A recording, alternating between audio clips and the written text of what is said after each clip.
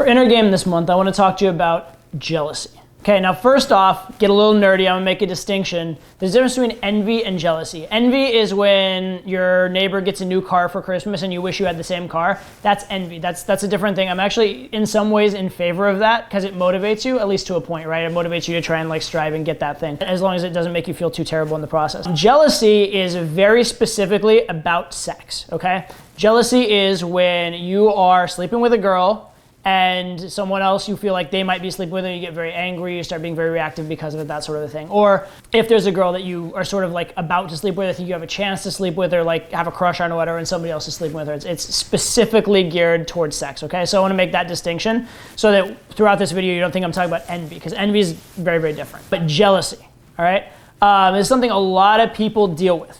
A lot of people within relationships become very, very jealous. And there's definitely varying degrees of it. On one hand, there's the dude that every single time a guy walks near his girl, he pulls her tighter and is don't look at him and that kind of stuff. And that can be very, very, very unattractive. On the other hand, would be the guy who is so completely oblivious that his wife's screwing the pool boy, the mailman, the milkman, his boss, his son, and he has no idea. Obviously, there's a middle ground, and there is a lot of people say, how do I eliminate jealousy? How do I not be jealous? And the fact of the matter is jealousy serves you also sometimes, right? There's a reason that as human beings, we do feel the emotion of jealousy, and that's that it helped our ancestors survive, right? Why did it help our ancestors survive? By being jealous back in the days of the tribal environment, when we got the sense that our woman was cheating on us, then we would have to it'd feel bad, we'd look into it, we'd explore it, we'd try and find out what's going on.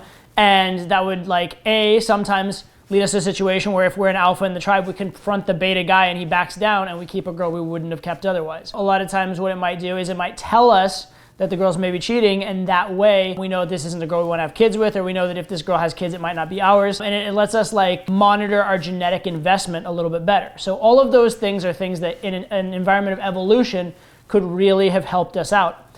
And to this day, a lot of times if you are feeling some jealousy, there may be a reason. Now there are some people that are just inherently jealous and they take it way over the top, but if you're a fairly normal, well-adjusted person, if you're feeling a little jealous, there may be a reason, maybe it's something you need to think about or respond to. However, the problem is this: if you start acting jealous, what does that convey to the girl? It starts conveying to her that you are insecure, that you're beta, you're afraid to lose her, and if you're afraid to lose her, that means you don't have abundance, it means you're overly monitoring and controlling, you're trying to ruin her experience, etc., etc. There's a lot of negatives that come out of it. So we have this sort of paradox, right? On one hand, you wouldn't want to not feel jealousy, because then you would be able to be used and exploited, and you'd be oblivious to a lot of things that could be potentially hurtful to you. On the other hand, you don't want to act in jealousy, because if you're acting in jealousy, it's going to be very unattractive, and it's like a self-fulfilling prophecy. In fact, if you start acting jealous, you're probably likely to make your girl go cheat on you, even if she wasn't already. So the solution is this: feel the emotion, but don't be owned by it. There's this phrase, it's kind of related, kind of unrelated. It's a Japanese proverb, I'm told. They say with the first drink, man drinks wine. With the second drink, wine drinks wine. With the third drink, wine drinks man. I want you to think of that relationship of man and wine as your relationship with jealousy. When you have that pang of jealousy, when you have that first little twinge of negative emotion, understand that's a signal. That's maybe something telling you something, all right? That's maybe something's going on in the real world, and maybe you should pay attention to it. Maybe you should at least think if it's accurate. But you don't want to get to the point where wine is drinking man, where jealousy is eating you, so to speak. At first, jealousy is serving you. Later on, you're serving jealousy. So be aware of when that emotion occurs and be like, wait, is there a reason for this? And at that moment, use the emotion as a signal.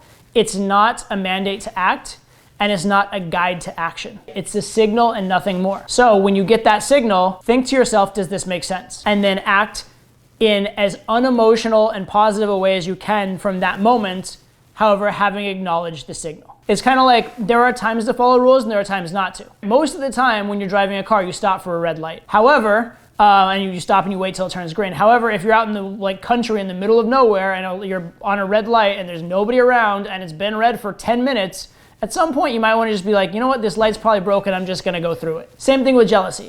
It was a signal for you to sit up and take notice. Like the traffic light's a signal for you to stop, jealousy is a signal for you to sit up and take notice. Wait, something might be wrong here. But once you've acknowledged that signal, jealousy is no longer helping you. So what I'm encouraging you to do is understand where jealousy helps you and where it doesn't, And when you feel that jealousy, they have this whole thing like count to 10 or take a deep breath for anger management. I'm gonna encourage that to you for jealousy management. When you feel that pang of jealousy, acknowledge it and count to 10. Acknowledge it and take a deep breath. And during that breath, during that count to 10, ask yourself, is this actually helpful to me in an action sense? Because it's a great signal, it's a terrible catalyst for action. So the ideal way to act as a man, most likely, is to be aware of jealousy, to respond to it as a warning sign.